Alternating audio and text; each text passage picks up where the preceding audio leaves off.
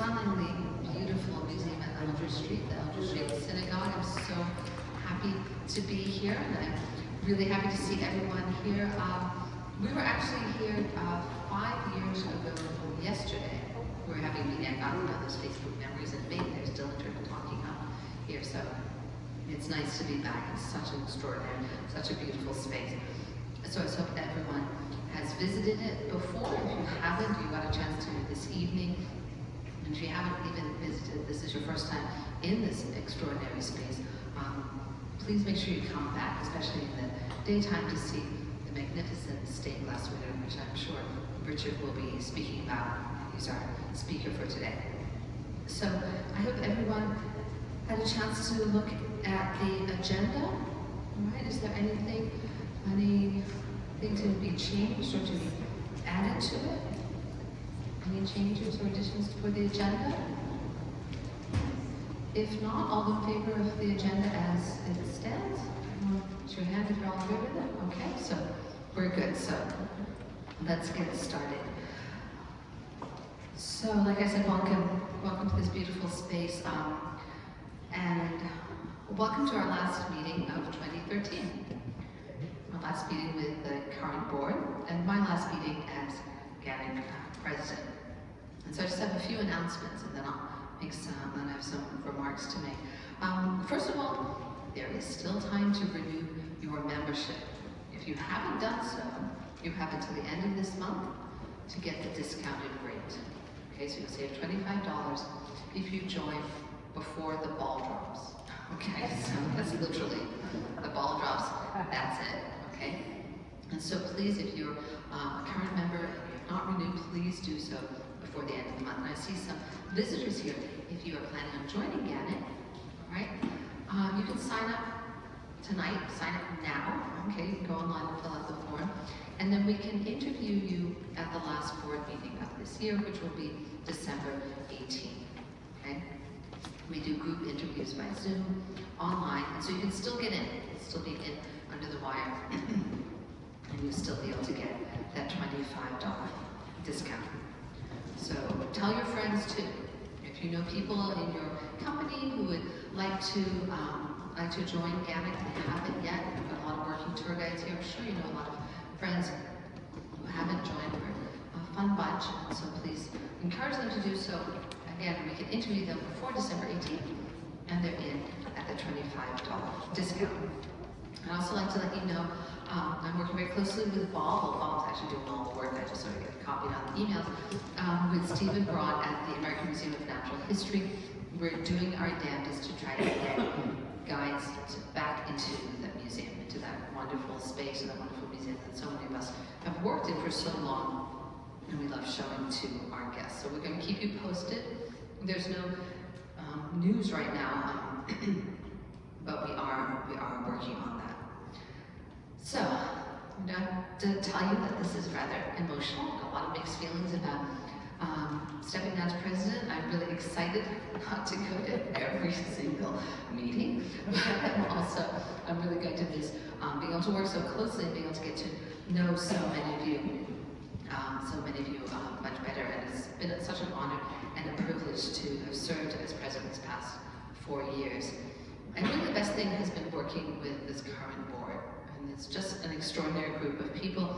Every single person on the board is devoted to this association, and they've put their hearts and souls into their work and do everything that they can to improve our organization and to improve what we offer our members. And I hope you all understand that. But I have heard people complain. Apparently somebody says, I don't like the direction GANYC is going. I'm not quite sure what direction that would be, but I do know we have made mistakes. Everybody's made mistakes, myself, most of all. But I'd like to remind you too that GANYC is an all-volunteer organization. No one is a board member, a committee chair, or committee member for selfish reasons. There's no financial gain, there's no special treatment, there's no special PR, just a lot of rewarding and a lot of really worthy work. And I can tell you that everyone who's volunteering for GANYC, from the board to the committee chairs to the committee members, everyone is doing that because they believe in this association, they believe in its mission, and they believe in you, in our members. I'm proud proud to say we're getting new members every single month, as we have been for both my terms, even through COVID. I mean, people are signing up even during COVID. We're constantly offering fan tours, thanks to all the hard work of our education committee, and we're in contact with members of city council, government officials, as well as officials and representatives at museums and at major New York City attractions. I can honestly say that GANYC's public profile has never been greater than it is at this point. And that's really all due to the hard work of the volunteers who have invested their time and their talents, who have invested GANYC's funds into raising our visibility throughout New York City, throughout the United States, and even throughout the world. That being said, there is always room for improvement, and I'm confident the incoming board will take GANYC to even greater heights, and I know it's full of new ideas, new energy, and I look forward to seeing what they can accomplish. So in closing, I'd like to thank the outgoing board. And if you're a current board member, please rise and stay standing. That includes you, John Platoro. All right, so we don't have everybody here, but I want to thank you for making my time as president so meaningful and so enjoyable. Thank you for your kind support, for those sleepless nights and those moments of doubt and worry. You were always there to listen and to encourage me. Thank you for the late night texting sessions, for endless Facebook group discussions. They got quite scary and very long, and all my GIFs and emojis. I'm really going to miss working with you, but I look forward to being in the audience and to enjoying some free Monday evenings. That'll be very nice. So everyone, please give a round of applause to Anne, to Jonathan, to Beth, to Patrick, to Jeremy, Kate, and Johnson, who are here tonight. But all of these people who are standing, they have done so much for GANYC, and it's always been from behind the scenes. I'm always out there talking. I'm just the public face and a facilitator of discussions and debates, and these people did the wonderful work, and Beth is staying on the board, so she gets to so thank you all for your dedication. Thank you all for everything you've done for me and for this association. We really appreciate you. And I look forward, like I said, sitting with you all in the audience, all right? So thank you all so much for letting me drone on. We're just going to continue with the meeting now, okay? And so,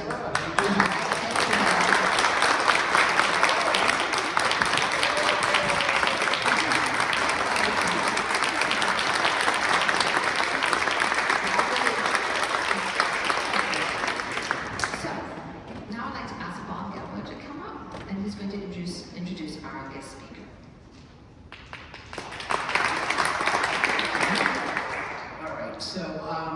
Before I do that, which I am going to do quickly, as someone who has been on the board for 6 years and worked with incredible people, and I'm currently on 4 different committees, I want to tell you that no committee can be successful unless you have the incredible boards that I have worked with. For 6 years, I worked under Emma. We were co-secretaries together. I was her member at large, and then I was her vice president. And it was an honor and a privilege to work with you. And you always supported everything I did, otherwise I probably wouldn't be standing here today. The last board that is leaving us today were all incredible people, and I thank them for all of their support. So, to continue with everything, we are very fortunate to be here at the museum and in the synagogue at Eldridge Street since the space we had for December for the last half year disappeared on us. And as soon as I wrote an email to Eldridge Street, I got a response immediately. So I want to thank Sophie Lowe, who's sitting quietly in the back, Sophie is the Deputy Director at the museum here at Eldridge Street, and I want to thank Myra Locker, who is in charge of public programming and special events. Without the two of them, we wouldn't be here, so I thank you so much. You made my life so much easier. Otherwise, I would have been pulling my hair out for a few weeks. So I want to introduce our guest speaker, who is a quiet man, and I won't read his whole resume, but up until a few months ago, I had no idea that Richard Soden was even a member of GANYC. Until one day when we were sharing a group for Untapped New York, Gilded Age tour, and there were too many people for one guy to do. Richard said, you know, Mom, I think I should be doing a fan for GANYC. And I said, you know who GANYC is? He said, I'm a member of GANYC. So, Richard recently did a Lower East Side tour, and if you've seen on our website, he's doing a history of the Bowery tour in January. Richard is the Director of Healthcare Development at the SUNY College of Optometry. He's a clinical professor there, and he graduated from SUNY's College of Optometry in 1979. And for several years, he's followed his passion as a tour guide in New York City. He has been here as a docent since 2017, creating tours, creating programs, and he sits on their board of directors. So if anyone knows what board of directors go through, it would be Richard. So I want to welcome Richard to please come up, and thank you so much for being our speaker tonight.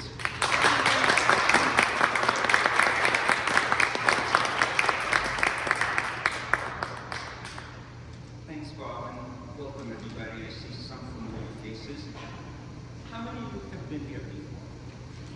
How many of you remember anything about it? Well, I thought I would give a little bit of an introduction about what this place is all about. The history of this place focuses on what took place inside of here, what took place outside of here, and immigration in general, because it's all wrapped up into one big story. And I think that's the best way that I can tell you. I do want to tell you that I started my tour guide career in this institution, so I am passionate about this place. I love this place. I've done numerous tours internally and externally, so it's a pleasure to present this to you here. So just a very brief introduction about waves of immigration in the world. We know that many Jews started to come here as early as the Dutch period, all right, and that was the first time that you ever had Jewish people in. They were not welcomed very much by Peter Stuyvesant, who actually wanted to send them home, but because of some good political issues that were going on in Amsterdam, the message was if the Jews could not be a burden to society and they can make money here, they're welcome to stay. And that basically started Judaism in the United States with the creation of the Mills Synagogue, which is today the oldest congregation in the United States, and it still exists as the Spanish-Portuguese Synagogue on 72nd Street, West End Avenue. There are some artifacts from the original Mill Street Synagogue still in the Spanish-Portuguese Synagogue if you ever have an opportunity to tour that place.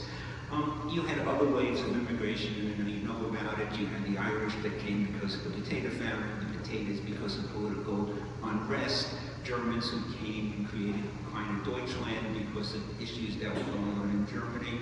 But the heyday of this area is really the Eastern European Jews that came between 1880 and 1924, let's say. There were about 1.75 million people that came from that wave, that pale of settlement. Other places that Jews went to were Newport, they went to Savannah, they went to Philadelphia, but the bulk of them came here, and you had about 1.75 million people settling in the Lower East Side. All right, today, as you all know, we have about 1.75 million people living in the entire borough of Manhattan. So the same number of people that were living in the entire borough today were in this area. So what did that give us? That gave us the need for about 600 synagogues. All right, not all beautiful houses of worship as we're standing in right now, but many of them were like this, many of them were one little units called shtetls. All right, it gave us the need for about 60 pickle stores. It gave us the need for bakeries. It gave us the need for lots of issues that were around here. And most important, it gave us the need for tenement houses, all right? Because you can fit a lot of people into one of those buildings. 75 to 100 people in 6 or 7 stories was really, really the way that they were built. They were in. Many of those still exist today. I mean, they've been modernized a little bit. I think they all have bathrooms. I'm not sure they all have elevators anymore, but they really, really did it. Why did the Jews come? They had some political reasons, religious reasons to come here. They came here for the streets were paved in gold as they thought they were going to be. They had some educational opportunities and some economic opportunities. So this synagogue that you're standing in, that you're sitting in right now, I should say, is really a very important synagogue. It was the first synagogue that was actually built as a synagogue from the bottom up. Most of the time, synagogues were actually were created or rented out as churches or buildings or other things that were going on. But for that, around 1886, decided to invest $10,000 each in kind of their own money. There was a banker, there was a real estate gentleman, there was a butcher, Isaac Gellis, if that name rings a bell to anybody, and there was also a glassmaker that each put in $10,000. They went to the bank and they got a bank loan for $52,000, and for $92,000 they built what you're sitting in right now. All right, it included 3 blocks of land that it was built on. This occupies about 1.5 blocks, but they wanted maximum windows so light would come in. All right, really important because the life of most of the people in the tenements was the doldrums. All right, there was not windows unless you absolutely were fortunate enough to be either on the outside or the back of the tenement department. They wanted space because this is exactly what they got here. They got space, they got windows, they got light coming in. Unfortunately, there are buildings on that side, and I think a soon-to-be building on that side that's going to block out a lot of the light that does come in here. But that was really, really, really important for them to be here and to figure out what was going on. They also had women separated from men. It was a true Orthodox synagogue, and it really, really thrived and was successful for many, many, many years. The most expensive seat in the house was that one right over there, usually by the president. That was about $1,000, which was a lot of money in those days. The cheapest seat in the house was all the way in the back. It was about $2 a year. All right, for membership things that were going on. If you look at the backs of your benches, there's numbers on them. Membership was sold. It's one of the ways that the congregation made money. So this could be A, we see 95, 97. The benches themselves are interesting because if you look at them, they are original to here, but not necessarily original. This is not, I don't think the verdict is out as to where they came from. If you notice, there's some carvings around all of these things over here. All right, anybody know what those look like? Does that remind you of anything? The Trinity. Okay, so why on earth would there be signs of the Trinity sitting in an Orthodox synagogue? It could also be Abraham, Isaac, and Jacob if you want to stretch your imagination. You don't want to believe it's the Trinity. Why on earth are there signs of the Trinity sitting in an Orthodox Jewish synagogue? Well, there was probably no internet in those days. We know there was no internet in those days. We don't know where the benches came from. At least I don't know where the benches came from. They may have come from another church. They may have come from a catalog. The architects of this building were the Herder brothers. They were German Christian architects. This is the first synagogue that they actually ever designed. Their notoriety was in tenement buildings. There were some beautiful tenement buildings on Orchard Street, which were the ones that they actually designed, and they designed this. Possibly that's why these are here. Possibly someone did not know any better and they're here. So interesting. I don't think we'll ever know the answer. There's also this peculiar looking closet-like structure at the back of the synagogue. I don't know if anybody has seen it. It's all the way in that end. Does that remind anybody of anything? Looks like a confessional. And again, Sophie, you can correct me if I'm wrong, if any of the researchers in there. Nobody really knows what that was all about. There's speculation that it may have been a confessional. I'm not not sure. There's speculation it may have been a bathroom at one time.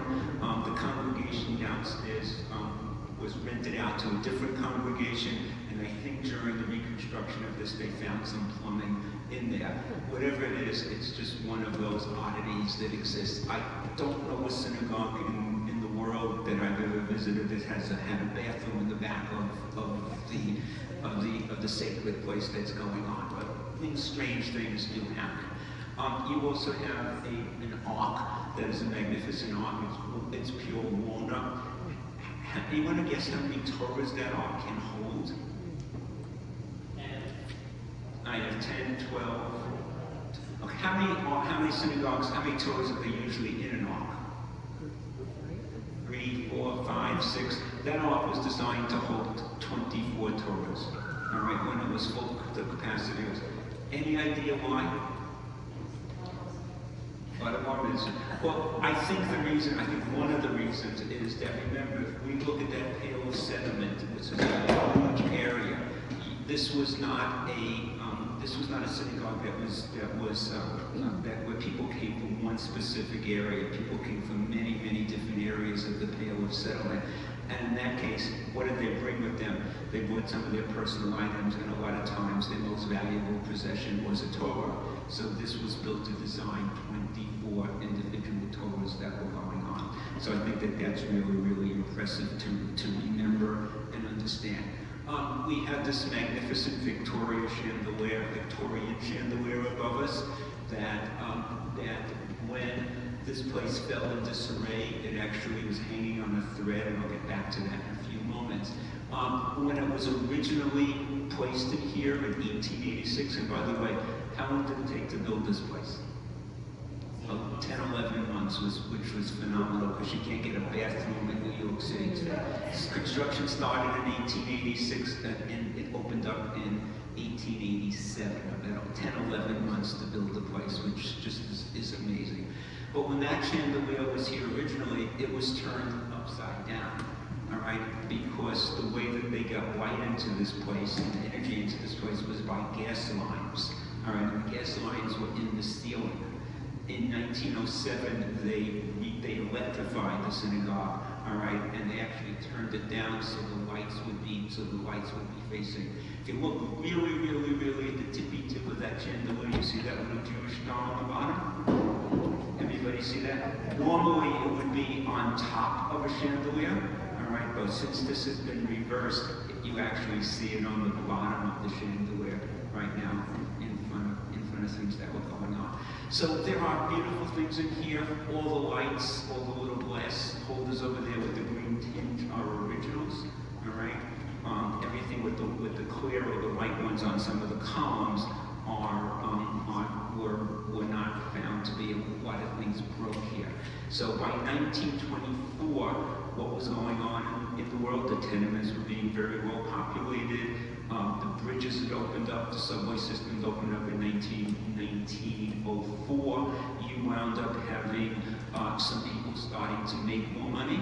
Some people becoming a little bit more affluent. You had the peddlers, the pushcart people that were opening up their own businesses. They started to move out of here. You had a lot of political advocacy for women's rights going on here.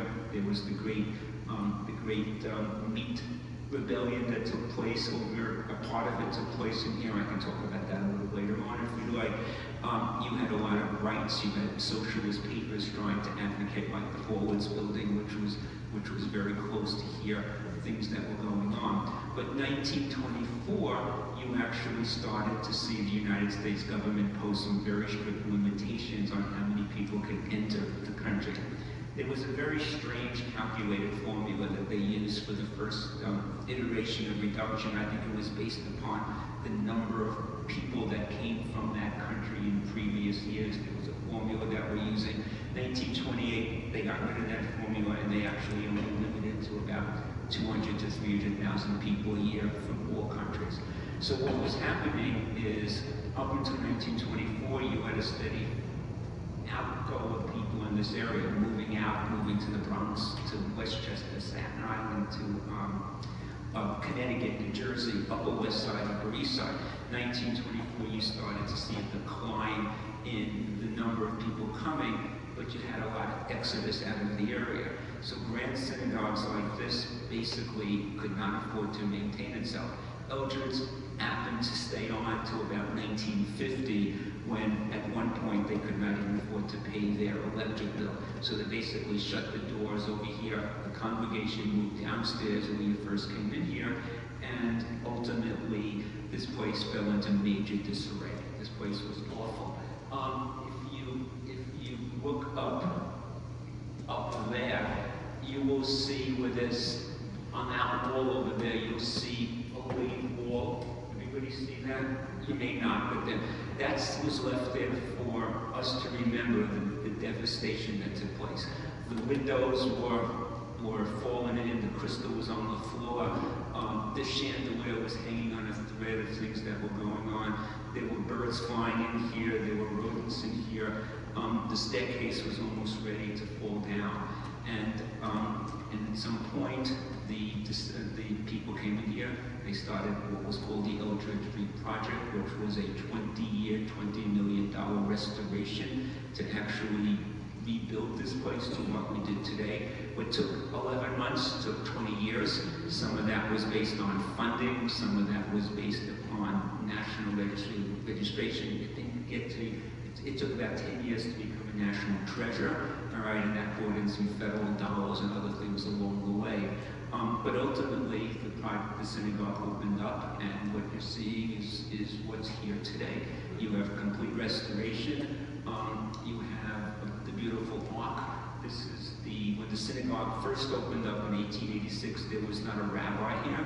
There was a cantor, and there was a very famous cantor that was here. Was an opera singer. He drew a lot of people here. Didn't get a rabbi till 1917, and then rabbis existed ever since. So it is a beautiful restoration of things. What are some of the beautiful things I can tell you is the original. If you look back there, unfortunately there's no light coming in. You can see that rose window is an original window. All right, you have the 12 rosette windows on the outside for the 12 tribes of Israel, and things like that were perfectly restored. About 90% of everything in here is either original or reproduction to a certain extent, very, very small. But most of what you see, it took a tremendous amount of work. The wall coverings were the design. There were 4 levels of wall coverings in here. This was, I believe, the 1917 iteration of things that were going on. A lot of it is faux, so like these columns are not necessarily all marble, but they're faux, but they are beautiful things that are going in.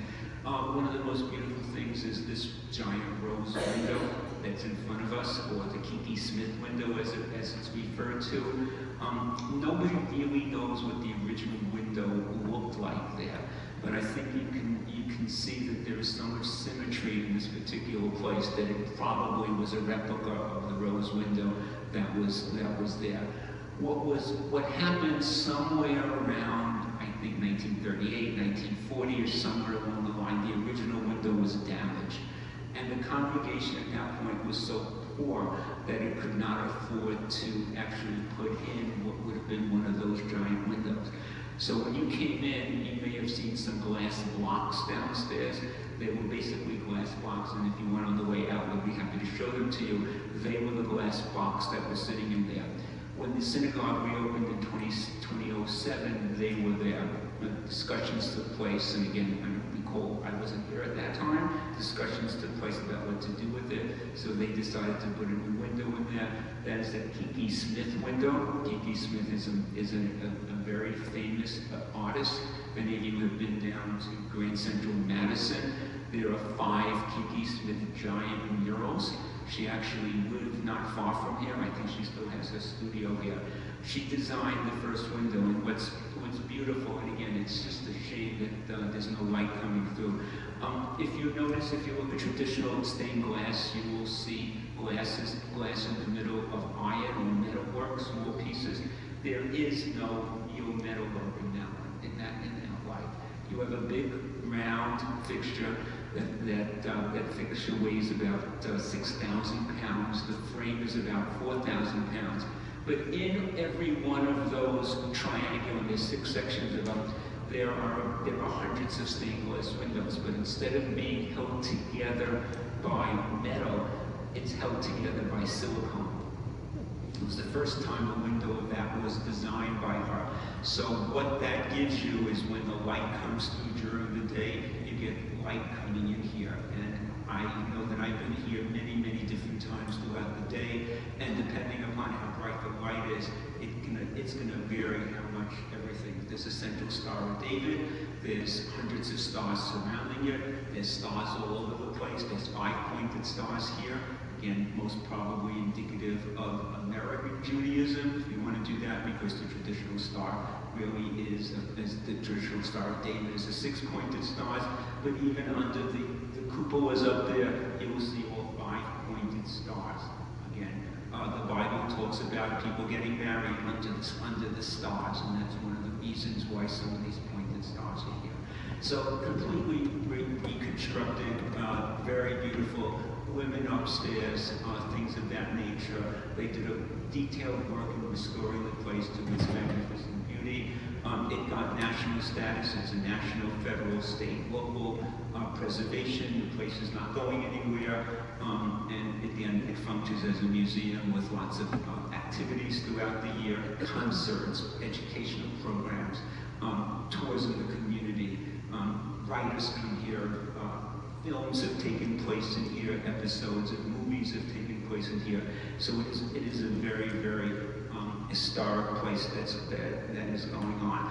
And again, lots of immigrants actively participated in trade union negotiations and things of that particular nature. How am I doing time-wise? Okay. Let me just stop for a minute. Does anybody have any questions? I know I've been kind of short. I noticed the stretch. Thank you for your presentation.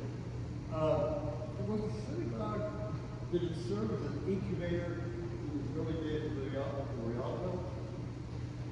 You had several famous candidates. Right, you had many, many famous things. When Pinkus Minkowski was the first cantor that was here. Any opera buffs in the audience? All right, I'm told that he was one of the most famous opera singers, well sought out throughout the entire world. I think that if you think about many things, attracting him was one way of getting membership. Remember, there were competing synagogues competing. There must have been 40 or 50 major synagogues like this within the area, most of which don't exist anymore.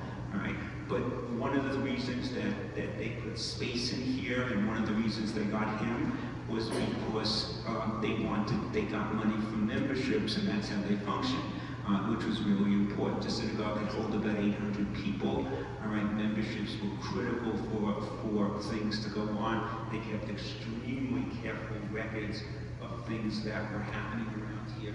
So I'd say yes, you also did this. They also wanted light and space. So even if you look at those, see the lights around the Ten Commandments? Those are the original Edison style bulbs, and they're there today basically because they wanted the maximum amount of light going on. You've got plenty of time, so keep Okay. on going. Okay. Give me I have some interesting trivia which I'd like to end on, but so I need like 5 minutes to end on it. So you just tell me what you'd like me to do along the way. Any other questions? Is there an active congregation right now? That's a hard question to answer. There is a congregation. Is it active? Not really, but there's a congregation that actually owns the building, and there's a symbiotic relationship between the museum and the congregation. So yes, there is a congregation, a family congregation that owns it, but active synagogue, active services have not taken place there over a number of years. All right, especially COVID created a whole bunch of different things. Remember, we are living in what was an ultra-Orthodox community when the synagogue was built. Now we're smack in the middle of Chinatown. All right, so again, you to get here and to maintain a very Orthodox community, you have to get people walking here. All right, and it's not quite in the neighborhood where most of the Orthodox folks are living today. So the congregation exists, it's tiny. There is a congregation here, but active hasn't been for a while. It's the best answer I can give you. Sophie, you want to add anything to that? I don't know how it's, it's perplexing when I give tours here. When I don't do as many tours as I used to, but it's always been a perplexing issue. The one thing I would kind of, Oh, so how's the synagogue financed today? well, again, it's a museum, so there are grants. One of the major things that the synagogue does is get grants, membership. People come, they pay fees to get in here. Program things that go on, grants for national security, homeowners. What's the thing? Homeland Security is giving some grants to make sure that the integrity of this place is maintained and security of this place is maintained. There's a board that pays dues through the year to fundraise and recruit. So that's really where most of the money comes from today. It's not an inexpensive place to maintain. You say it's an Orthodox synagogue, but have there been other groups like conservatives and reform to try to come together and make it a... I think there have been attempts to do that over the years, but again, the owners of the synagogue want us to maintain a Orthodox version of things that go on. It can be rented out for weddings and bar mitzvahs. Very frequently that is done. There is not a great place to have an event here, all right? So a lot of times people will rent the place out and then take them elsewhere for things that are going on. So that's one of the issues about the place, all right? You know, they are building, Senator John Molosky was one of the original people that actually put money into this place. His bank building still exists a couple of blocks from here. It is now a magnificent hotel. There's event space upstairs, so maybe at some point some of that event space could be in, but that building is absolutely gorgeous. If you haven't been there, the lobby was restored to its original, the ceiling to its original thing. It's a hotel now with magnificent event space with a little tappietta on top and just absolutely gorgeous up there. Go.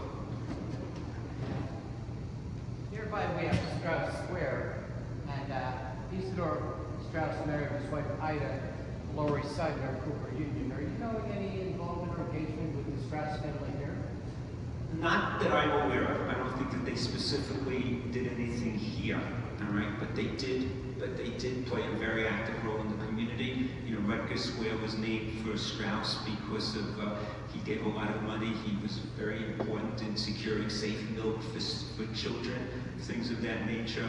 That was actually renamed after him. Right around there was a big area where you had folks like Emma Goldman that would always go down and advocate for things that were going on, workers' rights, people's rights, children's rights. The park right next to it, right next to South Square is Seward Park. Anybody ever visit that? That's probably the first municipal park dedicated to Orthodox Jewish students. Now again, I hate to say the first of anything because you're always not sure what that really means. The first park that we think existed in New York City was Bowling Green Park, but this is probably the first municipal park that was dedicated with the understanding that children spend so much of their times cramped up in these little apartments, these little tenement apartments that maybe consisted of 3 rooms, you know, a kitchen, a bedroom, and a parlor, which was frequently used for extra money for clothing and seamstress work. So that those folks recognized the fact that children absolutely needed giant places to get out, to playground, and it was really a public health aspect of the day that generated a lot of those things that were going on. So you really did have that. You know, you had one of the first schools that was built down here, was built with really tall ceilings, all right? Basically because light would be able to come in. They were built with rooftop places where they can actually play games, or around courtyards that would serve as places for sporting activities. That model existed all through the world at that time, and it was really very, very, very important for that to happen. You guys saw another question? Yes, questions. First of all, I'm really enjoying your talk and the depth of your knowledge. Thank you. My questions are really superficial and trivial. One is, I understand it was a German architectural firm that were the laborers German, or were there any Jewish laborers and craftsmen? I think there were, I don't know, Sophie, the laborers that actually built this, were they Christian or were they Jewish? I think it was a combination of both. My understanding was a combination of both. They were looking for employment. This particular area just was really the focus on, was really on the Orthodox Jews. So I would imagine they hired a lot of them to do that, as to construct a lot of the buildings that were going on. But you also had Irish and you also had Italians, and they actually built a lot of the tenements that are down on Mott Street, and all those things that are going on right now. They did a lot of the subway system was the Irish and the Italians. So I think it was a combination of both. And my other question is even more minuscule. I was fascinated when you said the green tinge lamps were the originals and the not green tinge were replacement. Was it too expensive, or did they not make the green tinge? So much of these were destroyed. My understanding is the company that made these came from England, and they were able to get whatever they could get to put up here in the green area, all right, in this and this. So some of them may be originals, some of them may have been replacements that were still available, but they couldn't get them all for that. That's my understanding of things that were going on. Around the arc, are those Trump oils original, or is Those, yeah, they're back to the 1917 design of things that were going on. If you look at those, anybody have any thoughts of what they are? The paintings, we're talking about these paintings over here, all right? Trump oil is fake to the eye, things that are going on. These were designed to look like curtains, so when the Messiah came and you lifted up the curtains, you would see Jerusalem. And that's the theory about those two things that were going on. So those are the things. And also, if you look over here, I think another unique thing about this synagogue, you see the two little arcs over there. There's an American region of it over there. I don't see those in a lot of places. Those were actually designed to hold profit papers of the lesser profits that were going on. So they were used for a long period of time. Was this the largest synagogue? No, there were larger synagogues. The synagogue over on Rivington Street was even, I think, could hold 2,200 people. How many people did you have? This held in capacity about 800 to 1,000 people. Again, I think they designed this so it would be spacious, so people could come in here and forget about the little tiny apartments that they lived in and the doldrum life that they really had. So it really is beautiful. You said that who was occupied at the time in 1950, they moved downstairs. So The congregation moved downstairs. right. So was there an amount of time for the building was completely unoccupied? Yeah, from 1950 to about 1970, nobody came into this place. It was padlocked. Was the language spoken like the sermon in Yiddish? Yiddish was mostly the language that was spoken around the neighborhood. There were different dialects, but Yiddish was the predominant language. If you go downstairs, there are some original signs from the street, and you will see Hebrew lettering, but you will also see you also see that there are different dialects going on. Some of those signs are interesting downstairs. They start to have like Americanization in there, so they'll put American words. For those of you that are as old as me, you can look at some of the phone numbers, and there are exchanges like canal, which again most people don't even have no idea that we used to have those things. You know, evergreen and all those other things that are going on. So you can get a good clue about those things. Is this more Sephardic than Ashkenazi? You know, it's all, I've done some research on that, and I think it's a mixed bag. I think that Sephardic people tended to be closer that way, all right? And then Ashkenazis tended to have their being more closer this way, but I don't know that that's a hard and fast rule. Because the other thing that when I did some research on that, I was led to believe that this synagogue may have been built this way so more people in the back could understand the things that were going on. But traditional, I believe you're correct in saying that, but I don't know those rules really are universal. We're talking about the location of the bima. Sometimes it's very close to the front. I went to an Orthodox Hebrew school, and I was growing up, it was literally right here, right over there. All right, but there are many places that it's put further back, and one might be more of an Sephardic, and one might be the other. But I've seen synagogues in Europe and everything else that are all over the place. I was gonna say, if you have your Trivia. Okay, so just a couple of trivia points. Does anybody know that we used to have a 1st, 2nd, 3rd, and 5th Street down here? Anybody ever hear that? You did? Okay. Christie Street was 1st Street. Forsyth Street was 2nd Street. Eldridge Street was 3rd Street. Allen Street was 4th Street. And Ludlow Street was 6th Street. There was no 5th Street because that would have been Orchard Street, and that was named after the apple farms that James Delancey held on that thing. The names were changed around 1817 to actually to honor some of the fallen heroes of the War of 1812. Also, the grid pattern would have been very confusing if we kept 1, 2, 3, 4, 6 down here, and there was 1, 2, 3, 4, 5, 6 further down there. Christie Street was named for John Christie, who was killed in the Army. Forsyth Street was someone who was killed in Canada. Allen was named for William Henry Allen, who killed in the Navy. I think you know about it. What's the oldest synagogue in the United States? Toro up there. What's the oldest synagogue, the oldest standing synagogue in New York City? The Angel Organ Synagogue. It's not a functioning synagogue anymore. Where does the word synagogue come from? Greek for what? Gathering, meeting place. Really, really good with that. Where did Division Street get its name? It was dividing space. And Delancey Street, yeah, absolutely. Hester Street. I have to read you the one on Hester Street. Hester Street was named after Hester Weiser. He was the daughter of an English lieutenant, Governor Jacob Weiser. He led a rebellion in New York. He was accused of treason. He was executed, and he was ultimately honored again. And he was everything. He was exonerated for that. He was actually the founding father of New Rochelle. Ludlow was named after Augustus Ludlow, who was killed in a naval battle. He was the first officer and the person to whom Captain James Lawrence said, "Don't give up the ship." So a couple of interesting things going on. Good? We are good with that?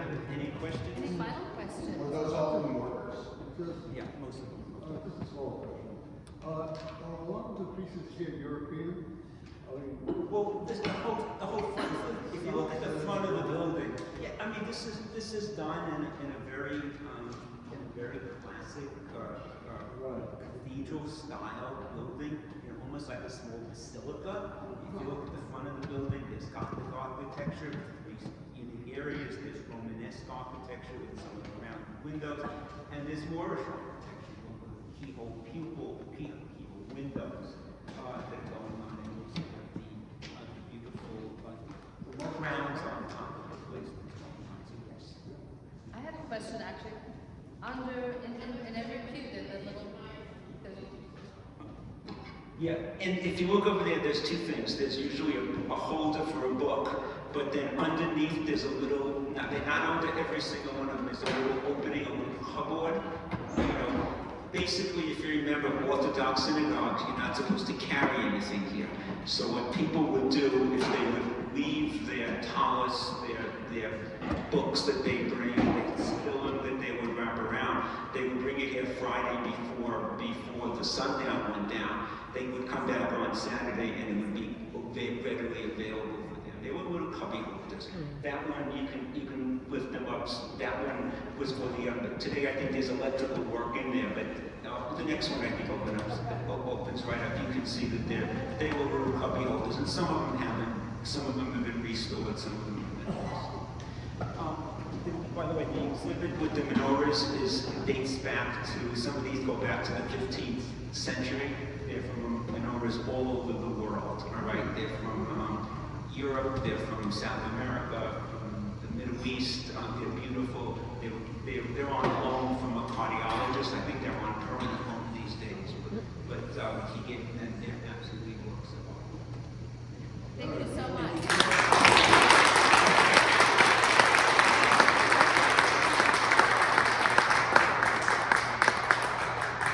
So thank you, that was really, that's just fantastic. And I love hearing all the little details. I was looking at that, I was wondering if it was to put something to keep your tootsies warm. I just there. All right, so that was really, it was fantastic. And I just, like I said before, when I started, I just love this space so much. So we're going to get into some of the business of the meeting with our committee reports. So we'll start with the anniversary committee, and that will be Sarah Lyons.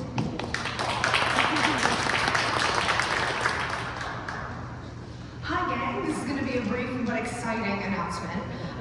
We are very excited to announce that we now have a venue and a date for the anniversary party. We'll actually be having our party on the evening of Friday, March 1st at Buttonweiser Hall at the 92nd Street Y. They're very excited to have us. And the party is going to be cocktail style with hors d'oeuvres and drinks with a few brief presentations, but mostly just getting to know each other and having a lot of fun. It's going to be great. More details will be forthcoming as we finalize ticketing stuff with the venue, because the person who is managing rentals just got back from vacation, so we're giving Kayla a little bit of time to answer all of her emails first. So save the date and stay tuned for more information at the next meeting and on Facebook and by email. We are also currently on the hunt for stories about GANYC to showcase at the party, both in a spread of posters, in speeches. We're cooking up a little bit of AV nonsense that'll either be part of the party or also teased later. We're teasing it now. You'll know more later, but what I want to know from you is your memories of GANYC, whether they're old memories, new memories. We would love to hear from you and make sure that they're part of the story that we tell at this party. So, if you have those and you want to share them either on camera or through text or however you want to do it, you can email me at sarahlyons1993, that is SARALYONS1993, first name, last name, birth year, makes it easy, find me on the wild apricot, you can't go wrong, @gmail.com. Or my fantastic co-chair, Anne, who is accessible at the membership@GANYC.org email. So yeah, we look forward to hearing from all of you and more to come. Very excited. So save the date of March 1st. So I'm going to add to my calendar right now. So education committee, you have Nina.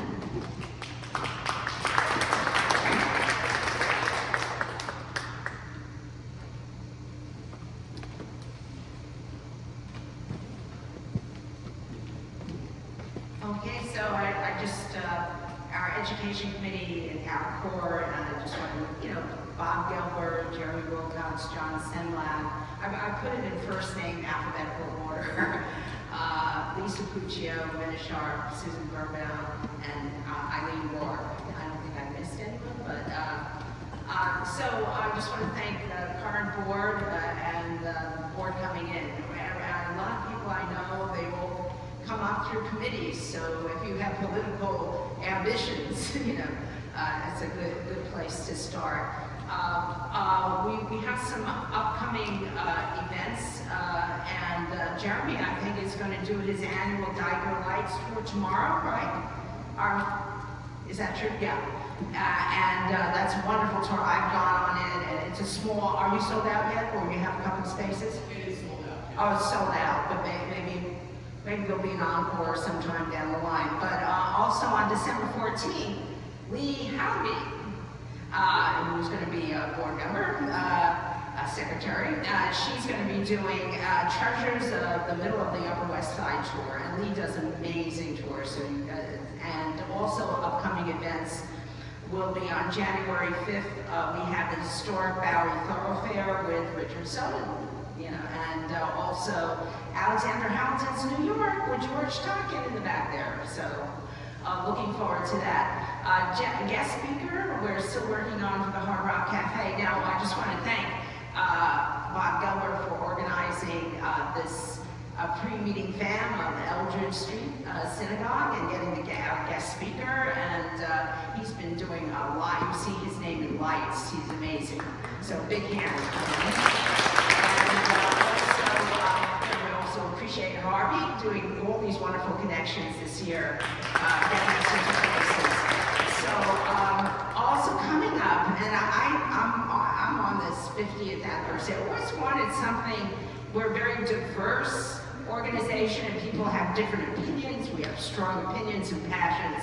But it's the 50th anniversary coming up, and that's such a wonderful way of bringing all kinds of people together, people who've passed through, and all education people and different many people. So we want to do some kind of an invitational to all of you. If you've ever done a FAM, if you want to see something done again, hey, participate. We'd love to have you. We have a lot of Education Committee emeritus in GANYC going way, way back. Joanne Clyden is sitting right there, I know, and also Harvey, and you know, we have Andrea, and of course, so we would just love you all to, and Kevin, who's not here, you know, so it would, you know, come on back, and it's a chance to bring everyone together, and we have so much to share. If you're interested in attending an education meeting, it's open to all. The first half hour, and it will be, I think the next one will be December, it's usually the third Wednesday, so it will be December 20th at 6 p.m. And it's on Zoom, so you don't have to travel far. So if you're interested in finding out what to do, you have an idea, you can, you know, we'll let you in. I think that's it. I just want to thank again Emma and the board, this year's board, and welcome our new board. No secrets, we know who's going to be, but it's always nice. I remember Michael, I nominated you board member at large way back when, you know, so look, he's president now, so, and Jeremy is amazing, and he's continuing on doing all kinds of things, so thank you again. If you have any questions, but have ideas for FAM tours, come on down. So, government relations, we have Patrick.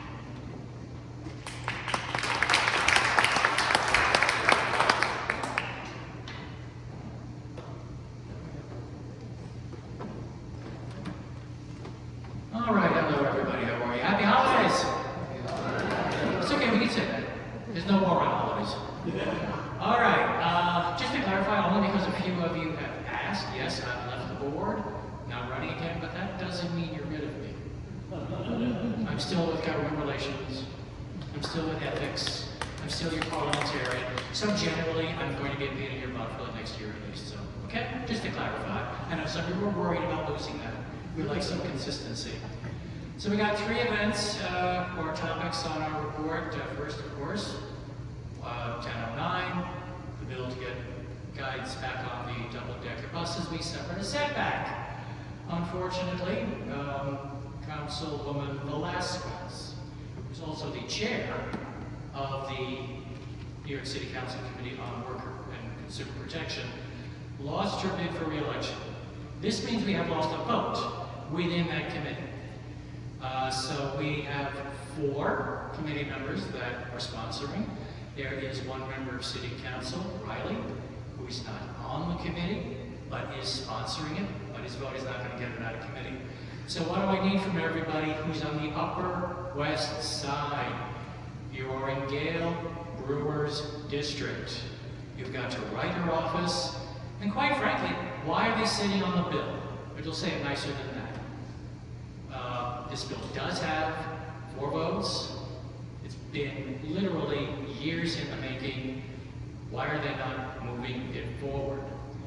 One thing I do want to clarify, it may have been a smokescreen out of Brewer's office that TWU Local 100 was in opposition to the bill. It's not. I've been on the phone directly with TWU Local 100.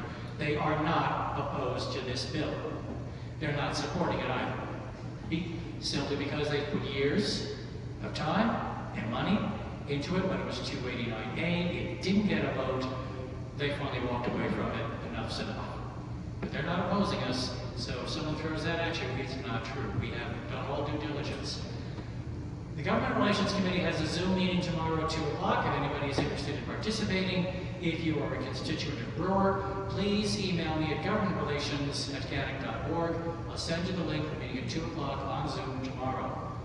We've got to take another push.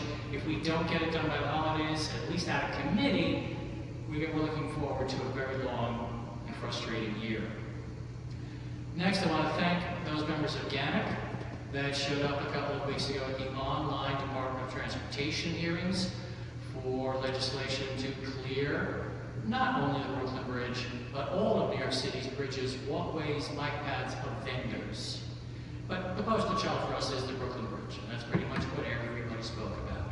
I see Jeff is in the room, he submitted, John Semlak submitted photos, I spoke. Okay, Catherine, you were there as well, Jared Goldstein, and a number of others. We really appreciate that. So DOT has heard what we have to say, and they're going to title off on the bench, and they're going to create some kind of legislation. We'll see what happens after that. On the mailing list for the mailings as these regulations are developed, as we hear more, we'll let you know. If you are a constituent of Rizzler, council member Brooklyn Heights, he is the really cranky council member who wants vendors off the Brooklyn Bridge. We want to give him all the support, all the love. Council member Brooklyn Heights, Rizzler. And let's see who's next. Oh, this is a side project. It's on the softer side. A couple of guys have talked about the condition of the historic plaques throughout the city of New York, and the condition is not very good. You know, they get put up by well-meaning organizations, and they walk away from them, and they don't take care of them. And some of us use them. What we're doing is, again, this is a smaller project, it's not a crisis, but we do have a little interest from the Deputy Mayor for Economic Development. There's someone in that office that's actually interested in getting these cleaned up.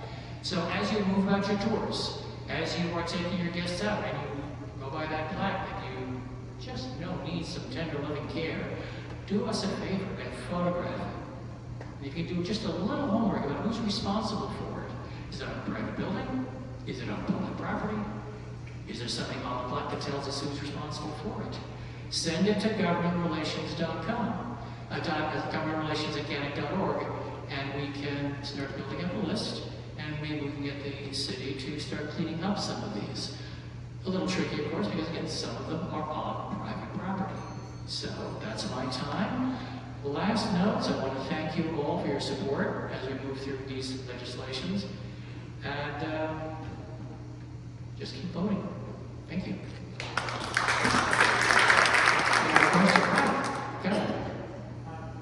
Thing about the bridges, that's pretty good. You said multiple bridges. Could something like that be... You're saying multiple bridges. Could something like that be extended to landlocked things like Washington Square Park, which is also being choked by vendors? Department of Parks is a whole other animal. This is Department of Transportation. So we got their attention. FYI, the only group that's actually pushing back on keeping vendors on the bridges are the veterans. Interestingly enough, what they want is they want to keep their spaces.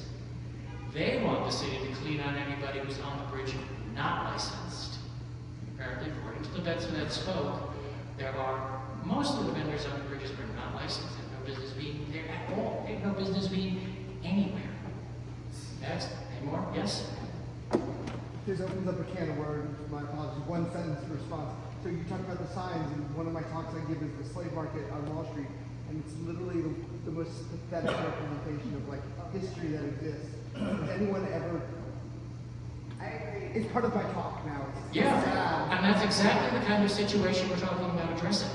So you go by on your next tour, you take a photograph of that thing, any background information as to the property it's on, who's responsible for it, send it to governmentrelations@ganyc.org, and we're going to start building a list how we get these cleaned up. I know several of the Battery Park area need a lot of tender loving care as well. Anybody else?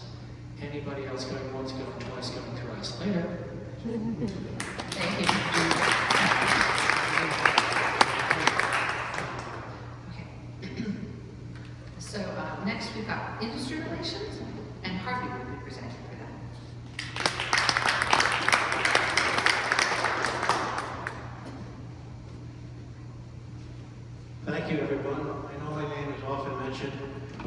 remiss if I didn't mention people that contribute probably more than I do. So we have Mike Morgenthau, who's going to be our incoming president, who's a past chairman.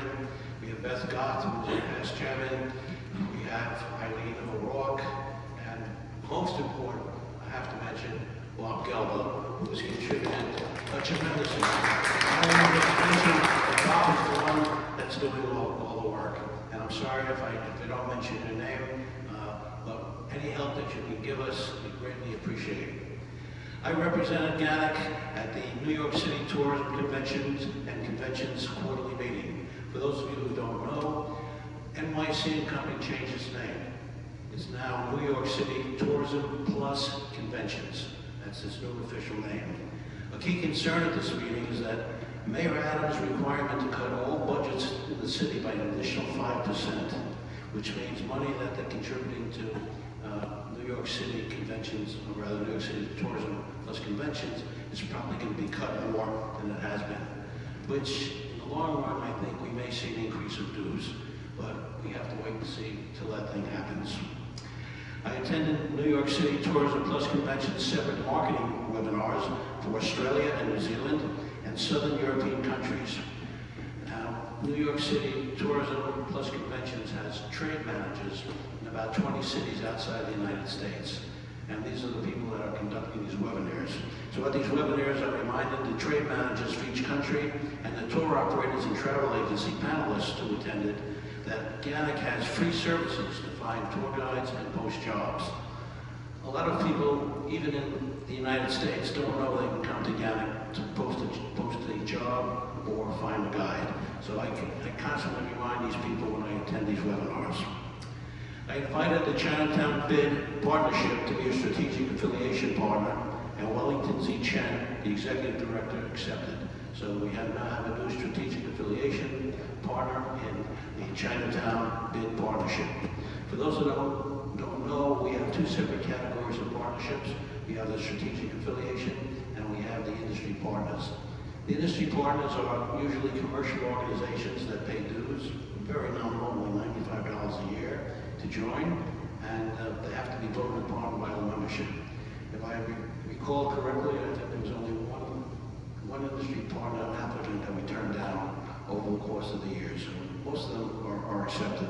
And we did accept a new one that applied, and the vote will be in December, and that will be for Go City to apply to be an industry partner, and Sheila Wild, who's the vice president in city sales, has applied. The vote will be in December. The strategic affiliation partnership are usually nonprofit organizations, and there's no dues to be a member. And what we do is we try and exchange websites and have links directly to the facilities. So when people contact those places, they go directly to that strategic affiliation partner. Separately, I received announcements from NYC about flyovers. These are planes that you may see occasionally when you're in the city and wonder why are those planes flying over New York City. Well, I get announcements from the city, and I usually send reminders to all the high-rise observatories, such as the Empire State Building, the World Trade Center, the Sun at Vanderbilt, Top of the Rock, and the Edge, to remind them to tell their staff that these flyovers are coming so they can alert the tourists that are in the building and they can sound knowledgeable and important. So that's some of the things that I do, and I know you get some of those announcements that they send to you. Okay, so that's what we do with the Industry Relations Committee, and again, I thank you, and I specifically thank all the people that contribute, and let's have a great year in 2024. Thank you. I get Harvey's announcements. He'll send me an email that says a flyover this time, and so everybody goes fine. I guess like, what's that? I'm like, well, I know what it was. So we do get the military aircraft coming over the Hudson sometimes. And occasionally people freak out a little bit, so it's nice to know what it actually is. So yes, I do appreciate this, Harvey. So last, we have membership committee and McDermott. Are you ready? So just a couple of little announcements. But first of all, I'd like to welcome the new members. So if you are a new member to GANYC within the last year, please stand up.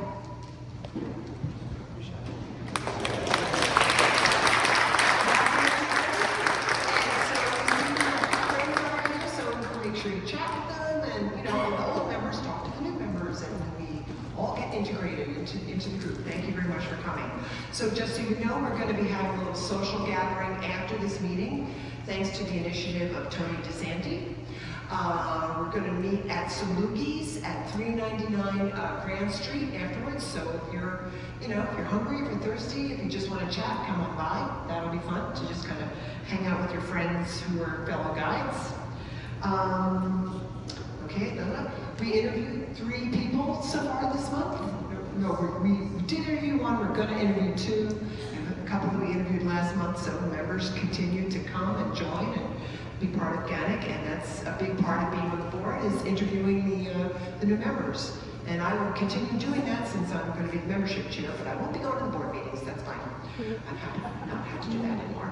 And I just want to mention, for those of you who don't know this, that if you've ever watched the show, Who Do You Think You Are? If you watch that show and you watch Gwyneth Paltrow's episode, she actually has an event, or she talks to somebody here in this facility, and you can get a beautiful view of that window in the Gwyneth Paltrow thing. So you can go on YouTube and watch that. It's towards the end, but it's really fabulous. I was like really blown away when I saw that show. I was like, wow, that is just stunning, because this window is absolutely amazing. And I think that's all we have. So keep on bringing your friends. Come join the party. Thank you. Okay, now about bringing your friends, and actually this relates to our next meeting, so have Bob come up. Something that I forgot to mention earlier. The January meeting is going to be at the Hard Rock Cafe in Times Square. This year, GANYC does not have the funds to pay for a post-holiday party, which we've always done. But what we'd like to do, if anyone is interested, is after the meeting, if anyone is interested in staying at the cafe for food, drink, an impromptu post-holiday party, we're going to post, I'm going to ask Jeremy to post registration just to know how many of you are interested. Because if we get enough people who are interested, we might get a discount on the food or drink. And we want to let them know so they could set up the space for us after the meeting is over. All right, so think about it. We will e-blast it, and Jeremy will post it for registration on Wild Apricot. Not something that will hold you to, but just want to get an idea of who is interested. Is there anyone here, after saying that, is there anyone here who would be interested in staying after the January meeting? There probably would be a good number. So sign up after it's registered, just so we know, and we can call them up and talk to them.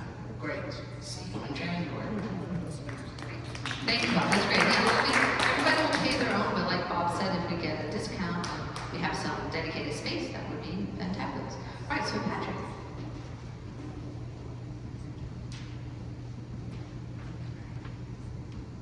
As I promised back already to annoy you. I keep my word. Okay, this is our election announcement. Yes, we have elections. On November 15th, the Elections Committee mailed out ballots to all full members, and we got a 54% response, which is actually better than the national voting rates. Democracy lives in the heart of GANYC, on the Lower East Side tonight. Michael Morgenthau, first up with 89 votes, our new president. Vice presidents, Beth Goff at 86 votes, Catherine Hill at 80 votes. Stand up, these people voted for you. They're your constituents. Treasurer, Sarah Lyons. Secretaries, Lee Allingby.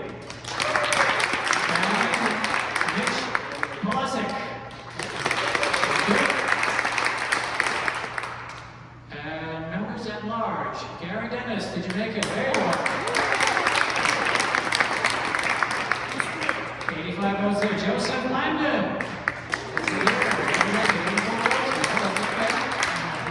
And Michaela Fagan. And I do want to say I'm really appreciative of the turnout on the vote. Half of our full members did vote.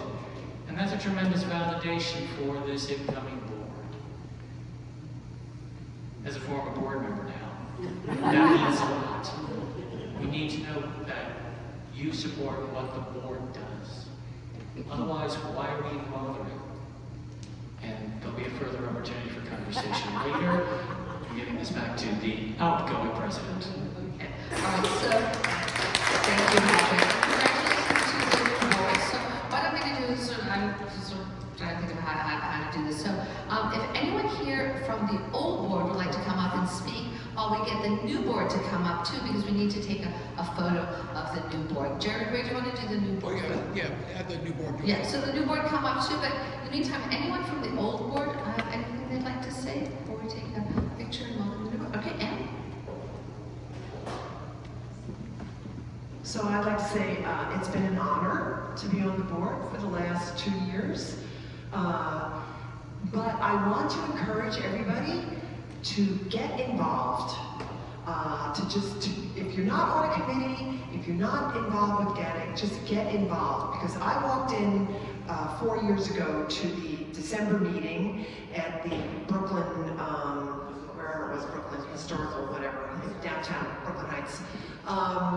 And I was like a total newbie, and I was in the corner, and I was like this. And then Nina spoke about doing FAMs when we were doing COVID, and I did a FAM on being an East Village guy, rock and roll thing.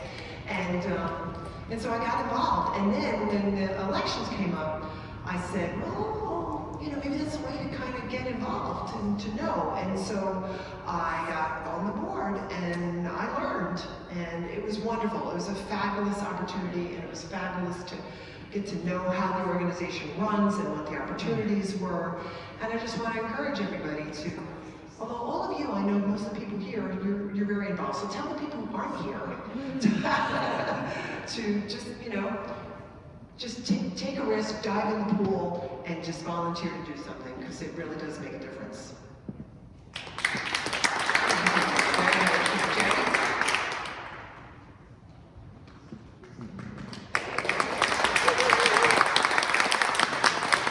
Yeah, I just want to thank all the people on the 3 boards that I served under, all the great volunteers of this organization. And I also just want to say, I think one of the reasons that we don't get a lot of volunteers for various committees is people have like a fear of like, oh, I'm going to volunteer, next thing you know, I'm going to be giving up years of my life. And you can volunteer, as you know, Nina or any member of any committee will tell you, when you volunteer for a committee or you run for a future board, you can give as much or as little as you want. And you know, like a lot of organizations, you get as much out as you put in.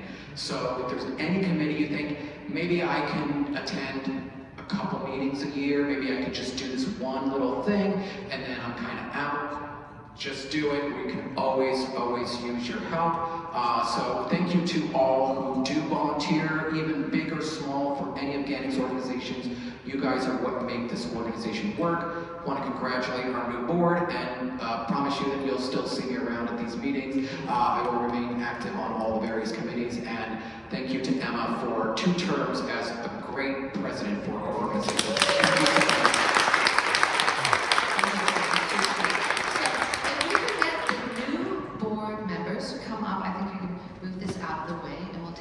Photograph, and I think our new president, I'm guessing, he might have something he'd like to say. So come on up here, our new board, and congratulations to all of you. It's a lot of fun. Don't sit here and congratulations to the board. So let me pass it over, and hold on a second.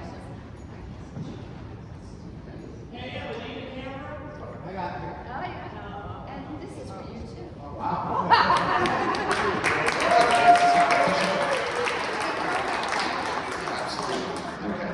I appreciate that. So, good evening, everybody. Thank you so much. I want to extend, as everybody else did, a huge thank you to the outgoing board who just did an incredible amount of work. I did serve on the board for 6 years before I took a 2-year hiatus, so I do know how much work goes into it, and our thanks could not be enough to thank you for all your hard effort. So appreciate that. And I'm looking forward very much to working with these amazing people here. Antonio is not here right now. I know some of you quite well. Others I'm really looking forward to getting to know.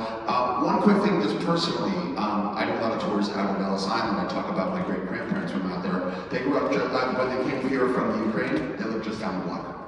So for me, this is kind of like coming full circle in a lot of ways, which is really quite amazing. I'm not sure if they were members here or not. They didn't stay in the community for very long. They moved up to Washington Heights shortly after they were here. But it's really kind of cool to think about just kind of coming full circle and standing in this amazing place right where their American journey started. And it's lovely that all of us, Laura, a lot of us, talk about the immigrant experience. And so it's kind of something that's been on my mind when I knew that the meeting was going to be in this site. So last thing I'll say, and then I'm happy to turn it over to anybody else who wants to say something from the new board. Echo everything that everybody else said. You get out of GANYC what you put into it. And we need all the help we can get. There are a lot of challenges coming down the pike for us. Some of them are very omnipresent, such as the Natural History Museum. Others we can't even anticipate yet. But the more people we have working on behalf of tour guides here in the greatest city in the world, the more we'll be able to get accomplished. And so I look forward to getting to know a lot of you a lot better than I already do, and working with as many people as possible to keep our great organization moving forward and growing, and making sure that our industry has its proper place at the table when it comes to tourism in New York City. So thank you so much. Happy Hanukkah, Merry Christmas, Happy Kwanzaa, Happy Festivus, Happy whatever you celebrate, and we look forward to a great 2024. Thank you so much.